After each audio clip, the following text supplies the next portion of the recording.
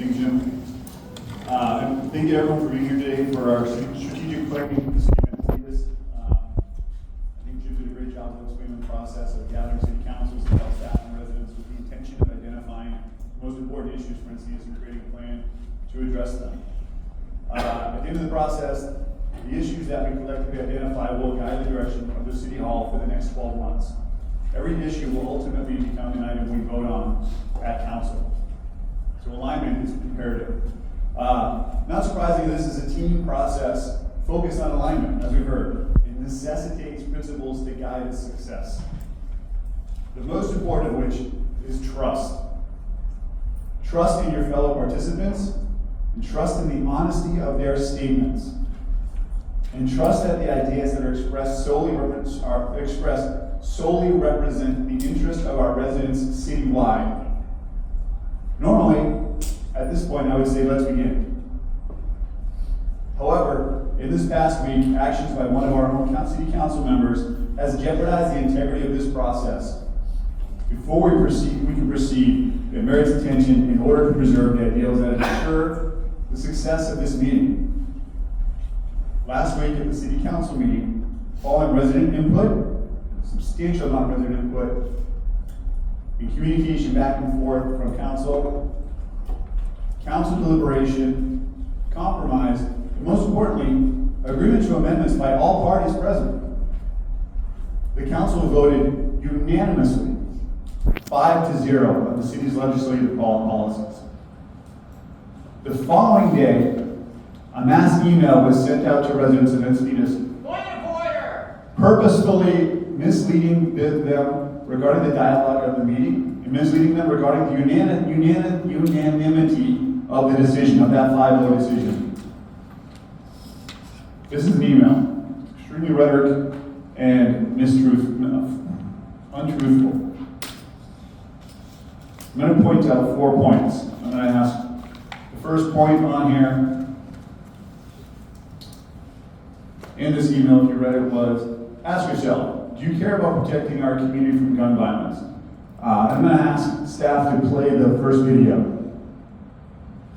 This is a recording from that night, the deliberation that we discussed. Here supports gun safety, safety for our citizens, safety for our police officers. We want to prevent gun violence. Everybody, with the exception of one person, mentioned youth gun violence. The discussion is really to support measures that prevent gun violence with our youth and public mental health with our youth. From what I read, there was a lot of suicide was a discussion, gun violence at our schools, kids committing suicide with guns. And so I think gun violence is a massively broad term, and it's manipulated by so many politicians at the state level, at the national level. It's a state and national controversy. And I think our goal with this was to keep it local and stay out of those controversies. It does sound locally. We have a concern of our young people who are concerned with the threat of gun violence and the mental health issue that accompanies that. Everybody, with the exception of one person, mentioned youth gun violence. And so with that, we amended the policy collectively, all five of us agreeing to focus on gun violence for youth and mental health. Didn't fall off the table, stayed on the floor. The second point in this email mentioned, do you value leadership that prioritizes diversity and promotes inclusion? I would point out that this is a complete misrepresentation of the conversation that was had. Later in the email, I would say that they go on to essentially lie that was never put into the policy that we covered, the amendment. Go ahead and play the next video, please. And again, these are all public records. These are all from our council meeting.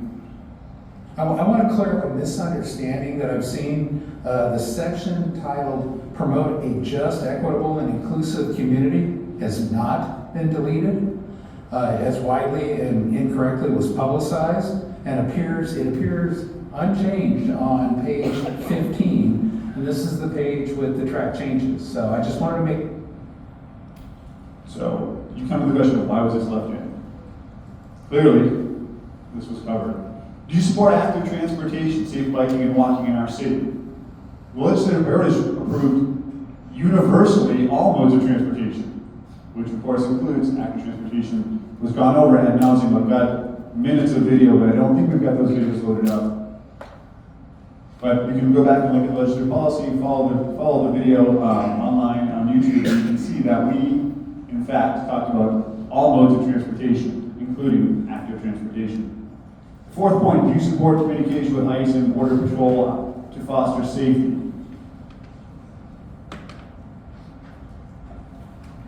Councilmember Lyons actually helped us with great verbiage for the amendment that we made to work with communication. Councilmember Schaefer went ahead and pointed out that we did not support funding for Homeland Security, who funds ICE. We covered the process of what we are doing with the city manager. Yet this remains in here. Do you support communication with ICE and Border Patrol, foster safety? Ask yourself, because this email tells you that the council, specifically Mayor Ellis and myself, Deputy Mayor, do not. I think we've seen proof that this is erroneous and not correct. I'm not going to dive into the rhetoric side of this at the moment, but it was thick. What I want to say though is, why does this matter? How does this come back to today? Our goal is really simple: to create a strategic plan that is in the interest of our residents. Emails like this erode confidence that all participating parties have that interest and that we can trust the honesty and intention of their input. I call upon all of us to be governed by the highest ideals, not political ideals, not somebody else's agenda.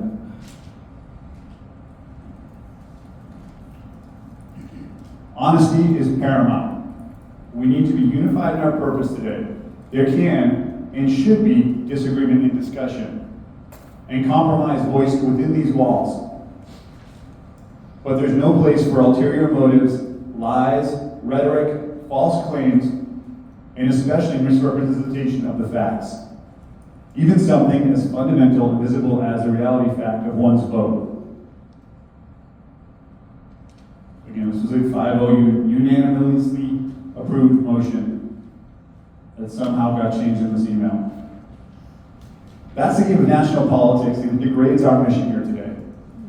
NCN's politics need only to be grounded in what is best for our community, determined by those who reside here, not by the agendas of outside interests, parties, politicians who are trying to manipulate our outcomes. Local government, Encinitas government, is the last bastion of pragmatic, nonpartisan problem solving tasked with the issues that confront us, which range from potholes to public safety. While there will be times that we are challenged by issues that fall outside of our purview as City Council, we should not permit politicking to derail our processes here or going forward at City Council. When empowered to do so, we must always prioritize the alignment centered around the needs of our community as our highest motivation. We're all neighbors. Let's get back to work.